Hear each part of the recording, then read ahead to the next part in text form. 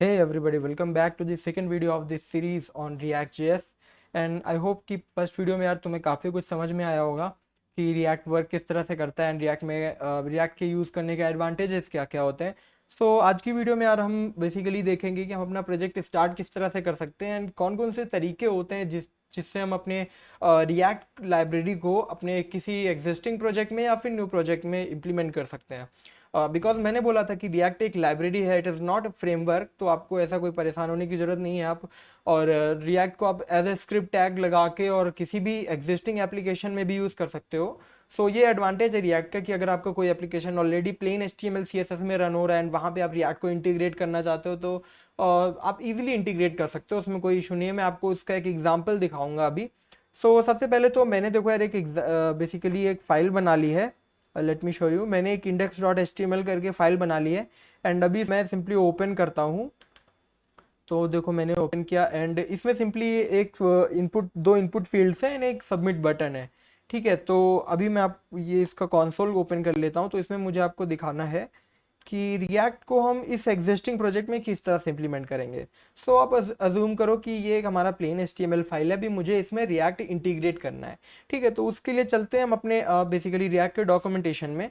तो अगर आप रिएक्ट के डॉक्यूमेंटेशन में यहाँ से डॉक पे जाओगे एंड डॉक्स पे आपको एक ऑप्शन मिलेगा ट्राई रिएक्ट। ट्राई रिएक्ट पे जब आप क्लिक करोगे तो आपको यहाँ पे कई सारे ऑप्शंस आ जाएंगे। पहला तरीका दिया है ऑनलाइन प्लेग्राउंड्स। तो इसमें बोल रहा है बेसिकली आप रिएक्ट को ट्राई कर सकते हो कोड पेन में या फिर कोड सैंडबॉक्स में। आपने ऑलरेडी यूज़ किया होगा, आई होप कि अगर आप बेसिकली अगर आप जावास्क्रिप्ट में प्रोग्रामिंग करते हो तो आपने ऑलरेडी यूज़ किया होगा कोड पेन या फिर कोड सैंडबॉक्स। एंड दूसरा तरीका है कि आप रिएक्ट को अपनी वेबसाइट में भी ऐड कर सकते हो। देखो यहाँ पे एक तरीका दिया है add React to an HTML page in 1 minute. तो अभी इस गाइड को हम फॉलो करेंगे। एंड तीसरा तरीका है create a new react app. तो ठीक है, ये हम देखते हैं अभी आगे बढ़ के कैसे करते हैं। तो सबसे पहले हम ये वाली गाइड फॉलो करेंगे कि add React to a website. तो अभी इसमें देखो कुछ तरीके दिए हुए हैं। सबसे स्टेप 1 बोल रहा है add a DOM container to HTML। ठीक है, तो इसका मतलब क्या है, तो मैं आपको थोड़ा बेसिक से समझाता हूँ। देखो रिएक्ट का फंडा क्या होता है कि अगर आपने थोड़ा सा भी बेसिक अगर आप जानते हो रिएक्ट के बारे में तो आपको पता होगा कि रिएक्ट जो होता है वो बेसिकली वर्चुअल डॉम रेंडर करता है। विच मीन्स कि जैसे मैंने आपको लास्ट की वीडियो में भी बताया था कि रिएक्ट को पता है कि कौन सा कंपोनेंट अपडेट करना है एंड कौन सा कंपोनेंट अपडेट नहीं करना है।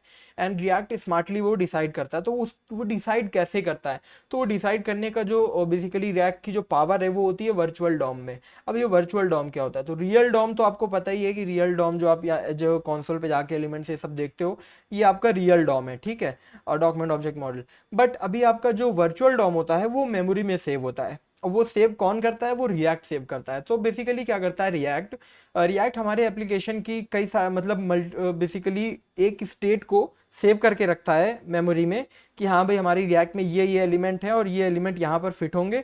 उस हिसाब से रिएक्ट उसको सेव करके रखता है। अभी क्या होता है कि अगर हमारे कंपोनेंट में या किसी भी एलिमेंट में कोई छोटा सा चेंज हुआ तो रिएक्ट क्या करता है, उनको कंपेयर करता है। रिएक्ट कंपेयर करता है कि वर्चुअल डॉम में जो चीज़ ऑलरेडी है और जो नया चेंजेस आए हैं उसमें कौन सी जगह चेंज करना चाहिए वर्चुअल डॉम में। तो रिएक्ट उस हिसाब से केवल उसी चीज को अपडेट करता है जिसको अपडेट होना चाहिए था। ठीक है, तो रिएक्ट बेसिकली कंपेयर करता है और इसके हिसाब से स्मार्टली उसको अपडेट कर देता है। तो अभी इस केस में क्या होगा, जो प्लेन HTML होता था उसमें हम क्या लिखते थे, मल्टीपल एलिमेंट्स बनाते थे, राइट। उस मल्टीपल एलिमेंट्स के अंदर भी हम नेस्टेड एलिमेंट्स बनाते थे और नेस्टिंग करते थे डिफरेंट डिफरेंट टाइप की चीज़ों को अचीव करने के लिए। और बट रिएक्ट के केस में क्या होता है, बिकॉज रिएक्ट में वर्चुअल डॉम होता है, तो जब आप रिएक्ट का प्रोजेक्ट कोई क्रिएट करते हो ना तो उसमें आपको सिंगल डिव क्रिएट करना होता है। जो डिव एलिमेंट होता है HTML का, तो आपको सिंगल डिव क्रिएट करना है। उस सिंगल डिव के थ्रू रिएक्ट आपका जो पूरा पूरा का पूरा वेबसाइट है, पूरा कंपोनेंट है, वो सिंगल डिव में रेंडर कर देगा। ठीक है, अभी रिएक्ट को पता कैसे चलेगा, तो यार आपको पता है कि अगर हमें किसी भी डिव को यूनिकली आइडेंटिफाई कराना है तो उसके लिए हमें उसको आईडी देना पड़ता है। एंड इसमें मैं आईडी दे दूंगा सपोज माई रिएक्ट एलिमेंट। ठीक है, मैंने इसको आईडी दे दी माई रिएक्ट एलिमेंट। अभी होगा क्या कि मैं जो अभी रिएक्ट इसमें इंटीग्रेट करने वाला हूँ इस पेज में, वो पूरा इस जगह पर इंटीग्रेट हो जाएगा। आई मीन इस जगह पर वो दिखने लगेगा। वो कैसे दिखेगा वो मैं दिखाता हूँ। तो हम चलते हैं अपनी इस रिएक्ट वाली गाइड में बैक। सबसे पहले कह रहा है कि add a DOM container to an HTML। That's why इसने बोला था कि भाई एक डॉम कंटेनर अपनी HTML में ऐड करो। तो मैंने भाई ऐड कर दिया डॉम कंटेनर, जिसमें हमारा पूरा रिएक्ट ऐप रेंडर होगा। कीप इन माइंड कि जो रिएक्ट होता है वो हमेशा एक सिंगल डिव पे पूरा रेंडर हो जाता है। ठीक है, तो इस div में हमारा पूरा रिएक्ट का जो हम बनाने वाले हैं अभी एलिमेंट, वो पूरा इसी में रेंडर हो जाएगा। अभी देखते हैं आगे। सेकंड स्टेप कह रहा है कि ऐड दिस स्क्रिप्ट टैग्स। तो जैसा कि ऑब्वियस है यार, अगर हम कोई लाइब्रेरी यूज़ कर रहे हैं तो हमें उसको बेसिकली अपने पेज में इंक्लूड कराना पड़ेगा यूजिंग स्क्रिप्ट टैग, ठीक है। तो अभी एक काम करते हैं, इसको स्क्रिप्ट टैग का यूज़ करके इंक्लूड करा देते हैं। मैंने इंक्लूड करा दिया सिंपली। तो जैसा आपको याद होगा, मैंने लास्ट की वीडियो में बताया था कि रिएक्ट अकेला हमारे पेज में कुछ नहीं कर सकता है, रिएक्ट को साथ में रिएक्ट डॉम चाहिए होता है, बिकॉज हम ब्राउजर्स में डॉम के साथ खेल रहे होते हैं, ठीक है। तो दैट्स मैंने यहाँ पे दो लाइब्रेरीज इंक्लूड कराई हैं, रिएक्ट एंड रिएक्ट डॉम, ठीक है। तो दो लाइब्रेरीज इंक्लूड हो गई। एंड हाँ, एक बात और मैं बताना चाहूँगा, आप परेशान मत होना, मुझे पता है कि आप में से कुछ लोगों को लग रहा होगा कि रिएक्ट में तो हम लोग क्रिएट रिएक्ट ऐप यूज़ करते हैं और उसका यूज़ करके सिंपली प्रोजेक्ट क्रिएट कर लेते हैं, बट मुझे बेसिक थोड़ा समझाना था कि रिएक्ट एक्चुअल में वर्क किस तरह से करता है, ठीक है। अगर आप ये समझ लोगे तो आपको फिर आगे काफ़ी ईजिली चीज़ें समझ में आएंगी, ठीक है। तो ये काम हमें बार बार नहीं करना होगा, हम अभी जो प्रोजेक्ट नेक्स्ट क्रिएट करेंगे उसमें हमें ये सब नहीं करना होगा। ये मैं एक एग्जांपल दे रहा हूँ आपको कि हम इसको इस तरह भी कर सकते हैं। तो अभी देखो, मैंने स्क्रिप्ट टैग इंक्लूड करा दिया है। एंड अभी उसके बाद थर्ड स्टेप है क्रिएट अ रिएक्ट कंपोनेंट। अभी रिएक्ट कंपोनेंट किस तरह से क्रिएट करते हैं, ठीक है। तो रिएक्ट कंपोनेंट सिंपली हमें क्रिएट करना होता है इस तरह से, बट बेसिकली इसमें क्या होगा, जो ये कंपोनेंट वर्ड यूज किया गया थोड़ा कंफ्यूजिंग है इसमें। तो बेसिकली हम जनरली क्या करते हैं, रिएक्ट में मल्टीपल कंपोनेंट्स क्रिएट करते हैं, बट इस केस में क्या होगा, अगर आप यहाँ पे कोड एग्जांपल देखो तो वो कर क्या रहा है, जो हमने एलिमेंट क्रिएट किया था ना, उसको क्वेरी सिलेक्टर के थ्रू बेसिकली कैच कर रहा है एंड कैच करके रेंडर करा रहा है। अभी आपको समझ में नहीं आएगा, वो मैं सिंपली यहाँ समझाता हूँ। तो अभी इसको फिलहाल इतना सेव करते हैं, अपने पेज में चलते हैं, यहाँ पे रिफ्रेश करता हूँ मैं, तो देखो अभी कुछ भी नहीं दिख रहा है, ठीक है। एंड यहाँ पे रिएक्ट बेसिकली मैंने इंक्लूड कर दिया है, तो इसलिए मुझे उसका कंसोल आउटपुट दिख रहा है कि बेसिकली वो पता नहीं क्या है, वो इंक्लूड कर दिया, दैट्स वो दिखा रहा है, ठीक है। सो अभी हमारा रिएक्ट इंक्लूड हो चुका है। अभी हमें करना क्या है, हमें अपने पूरे रिएक्ट के बेसिकली जो रिएक्ट का कोड होगा, जो भी हम लिखेंगे, उस एलिमेंट को पूरा यहाँ पे रेंडर कराना है। तो उसके लिए हम क्या करेंगे, उसके लिए हमारे पास बेसिकली अब हमने दो लाइब्रेरीज यहाँ पर इंक्लूड कर दी है ना, तो हमारे पास क्या हो गया, हमारे पास स्क्रिप्ट टैग का यूज करके हम रिएक्ट लाइब्रेरी के फंक्शंस को एंड क्लासेस को बेसिकली एक्सेस कर सकते हैं, ठीक है। तो अभी सबसे पहले हमारे पास रिएक्ट में हम सबसे पहले क्या करेंगे, इस एलिमेंट को गेट करेंगे, ठीक है। अभी आपको पता ही है किस तरह से गेट करते हैं, कॉन्स्ट का यूज करूंगा मैं। एंड यहाँ पे मुझे क्या करना होगा, document dot query selector, and query selector का यूज करके मुझे इसकी आईडी पास कर देनी होगी। अब माई रिएक्ट एलिमेंट मैंने लिख दिया यहाँ पे। एंड बेसिकली आई होप कि आपको पता होगा कि एक एलिमेंट को कैसे सेलेक्ट करते हैं डॉम में। तो क्वेरी सिलेक्टर लगा के मैंने इस एलिमेंट को सिलेक्ट कर लिया है, एंड ये एलिमेंट है वो, ठीक है। एंड अभी मैं क्या करूँगा, बिकॉज मुझे इस एलिमेंट पे सारी चीज़ें रेंडर करानी है ना, तो सबसे पहले एक काम करते हैं, इस एलिमेंट पे रेंडर कराने से पहले मुझे जो एलिमेंट बनाना है वो एलिमेंट क्रिएट कर लेते हैं, ठीक है।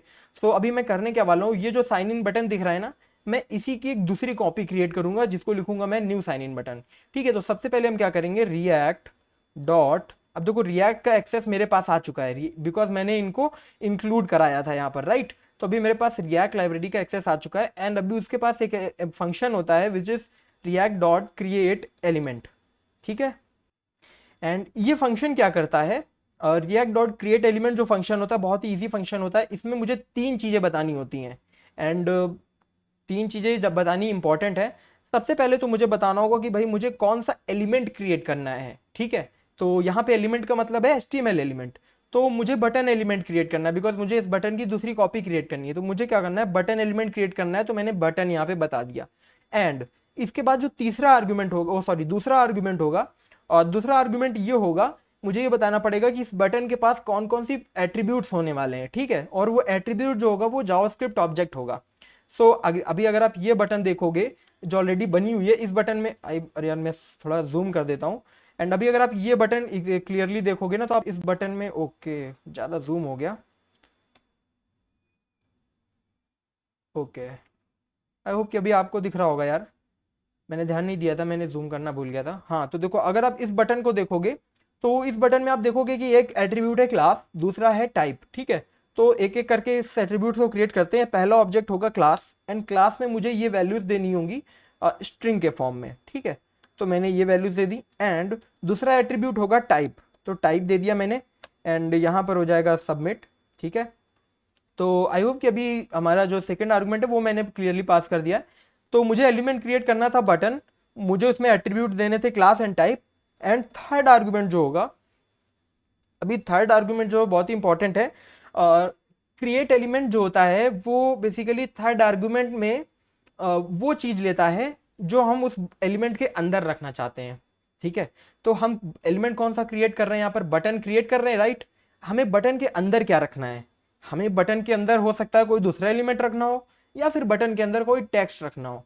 अगर अभी यहाँ पे कोई अगर दूसरा एलिमेंट, कभी कभी होता है ना कि यार हम बटन के अंदर आइकन्स भी रखना चाहते हैं, तो अगर हमें बटन के अंदर आइकन रखना होता तो हम एक और रिएक्ट डॉट क्रिएट एलिमेंट लगा देते इसके अंदर, मतलब सॉरी, मैं इसके अंदर यहाँ पे एक और रिएक्ट डॉट क्रिएट एलिमेंट लगा देता एंड उसके अंदर मैं नेस्टिंग कर देता। ठीक है, तो इस तरह से मैं एलिमेंट के अंदर एलिमेंट क्रिएट कर सकता हूँ। बट यहाँ पे मुझे क्या करना है, मुझे अपनी बटन के अंदर क्या रखना है, अपनी बटन के अंदर सिंपली ये टेक्स्ट रखना है, साइन इन टेक्स्ट। तो चलो रख देते हैं, मैंने यहाँ पे लिखा न्यू साइन इन। ठीक है, मैंने न्यू साइन इन टेक्स्ट रख दिया इसके अंदर, बिकॉज मुझे एलिमेंट नहीं क्रिएट करना है, मुझे सिंपली यहाँ पे टेक्स्ट रखना है इस बटन एलिमेंट के अंदर, एंड दैट्स इट। हमारा रिएक्ट एलिमेंट जो था वो क्रिएट हो गया है। ठीक है, अभी यहाँ पे क्या होगा, अभी बेसिकली मैंने रिएक्ट एलिमेंट क्रिएट कर दिया है, मैं यहाँ पे लिख देता हूँ रिएक्ट एलिमेंट। ठीक है, एंड मुझे कॉन्स्ट लिखना पड़ेगा, मैंने कॉन्स्ट लिख दिया, एंड रिएक्ट एलिमेंट मैंने क्रिएट कर दिया है। एंड अभी क्या करूंगा, बिकॉज मैंने रिएक्ट एलिमेंट क्रिएट कर दिया है, मुझे इसको वहां पे शो कराना पड़ेगा। कहाँ पर, इस बटन में। ये जो रिएक्ट एलिमेंट वाली जो बटन मैंने डिव क्रिएट किया है ना, मुझे इस डिव में ये अपना पूरा कोड रेंडर कराना है बटन के साथ। अभी जब रेंडर कराना है तो ऑब्वियस सी बात है यार, रिएक्ट में रेंडर फंक्शन होता है बेसिकली।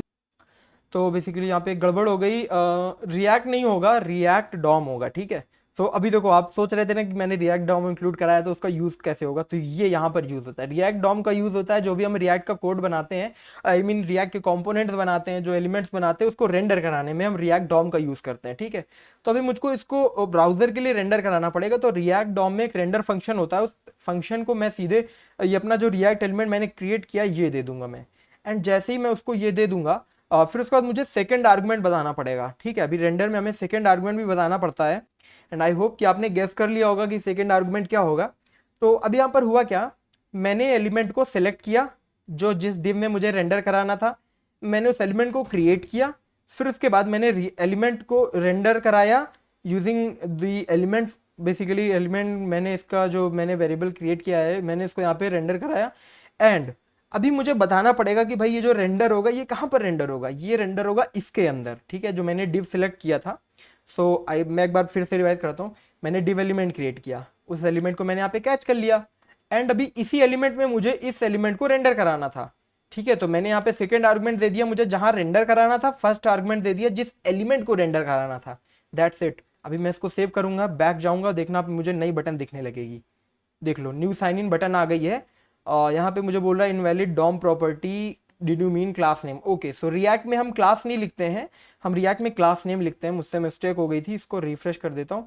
सो अभी देखो न्यू साइन इन बटन आ गया, आई डोंट नो वो वाई वहाँ क्यों भाग रहा है। ओके, वो इसलिए वहाँ पर भाग रहा है बिकॉज मैंने बटन को यहाँ पर मुझे नहीं लिखना चाहिए था, मुझे बटन को यहाँ पर लिखना चाहिए था।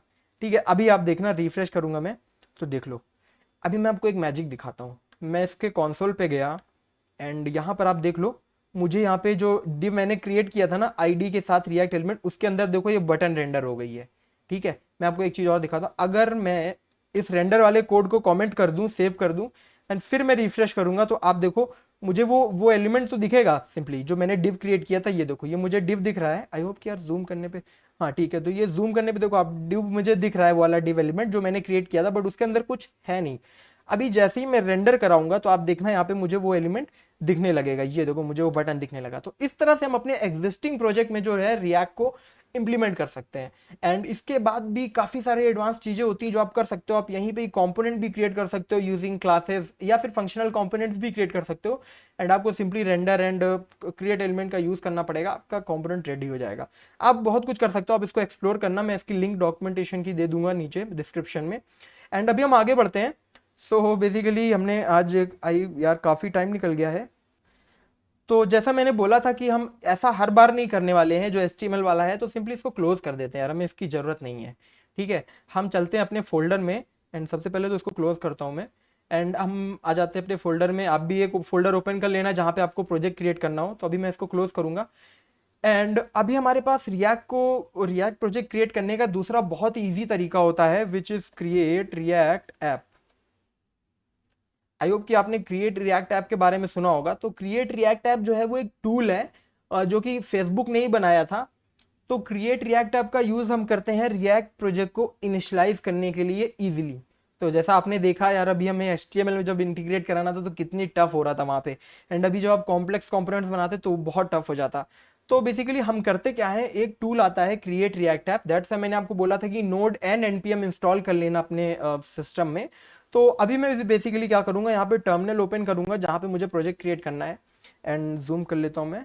तो अभी बेसिकली मुझे सिंपल सी एक कमांड लिखनी है which is npx create react app. ठीक है, npx create रिएक्ट ऐप मुझे कमांड लिखनी है, एंड आप प्लीज़ मेक श्योर कि आपके सिस्टम में नोड और एंड npm इंस्टॉल्ड है। तो npx create रिएक्ट ऐप लिख दिया, उसके बाद मुझे अपने प्रोजेक्ट का नेम देना है। तो प्रोजेक्ट का नेम इज चेकलिस्ट। ठीक है, तो प्रोजेक्ट का नेम चेकलिस्ट हो जाएगा। अभी जैसे ही मैं इसको एंटर करूंगा तो ये क्या करेगा, ये इंस्टॉलेशन चालू कर देगा हमारे रिएक्ट प्रोजेक्ट का। एंड मैं आपको थोड़ी देर में मिलता हूँ बिकॉज इंस्टॉलेशन थोड़ा समय लेने वाला है, और मैं इसको बढ़ा के आगे आपसे मिलता हूँ। सही, तो हमारा जो रिएक्ट था इंस्टॉल हो चुका, हमारा जो प्रोजेक्ट था रिएक्ट का। एंड आप मेक श्योर कर लेना लास्ट में आपके में हैप्पी हैकिंग लिख के आ रहा हो, जिसका मतलब है कि हाँ आपका रिएक्ट प्रोजेक्ट इनिशियलाइज हो चुका है। सो अभी अपने डायरेक्टरी में वापस चलते हैं। यहाँ पे जो मैंने प्रोजेक्ट क्रिएट किया था ये ओपन हो चुका है, मैं इसको VS कोड से ओपन करने वाला हूँ। ओके, सो प्रोजेक्ट हमारा देख लो यहाँ पे स्टार्ट हो चुका है। एंड यहाँ पे कुछ डायरेक्टरीज हैं, जैसे पब्लिक है, SRC है। ये क्या है डायरेक्टरीज, इनके बारे में तो मैं नेक्स्ट लेक्चर में बताऊंगा, बट आज के लिए अभी इसको रहने देते हैं। तो इस प्रोजेक्ट को मुझे रन करना है। ठीक है, तो सबसे पहले तो इस फोल्डर पे चलते हैं चेकलिस्ट वाले में। एंड ये देखो यहाँ पे ये सारी डायरेक्टरीज दिख रही हैं, पब्लिक है, रीडमी है, SRC है। तो अभी एक काम करते हैं, इसको रन करना है। ठीक है, तो इस प्रोजेक्ट को रन करने के लिए सिंपली क्या करेंगे, हम कमांड लिखेंगे npm एंड रन स्टार्ट। बस हमारा प्रोजेक्ट रन हो जाएगा। देख लो प्रोजेक्ट हमारा रन हो रहा है। एंड अभी मैंने कुछ भी नहीं किया, जस्ट प्रोजेक्ट इंस्टॉल किया था, मैंने सिंपली रन कर दिया है। एंड आप देख लो यहाँ पे रन करने के बाद बेसिकली ओपन हो रहा है पोर्ट नंबर 3000 पे, and starting the development server. तो थोड़ा स्लो स्टार्ट होता है रिएक्ट का प्रोजेक्ट, ये मैंने नोटिस किया है। एंड npm भी मुझे काफ़ी स्लो लगता है यार, npm काफ़ी अच्छा टूल है लेकिन स्लो बहुत है।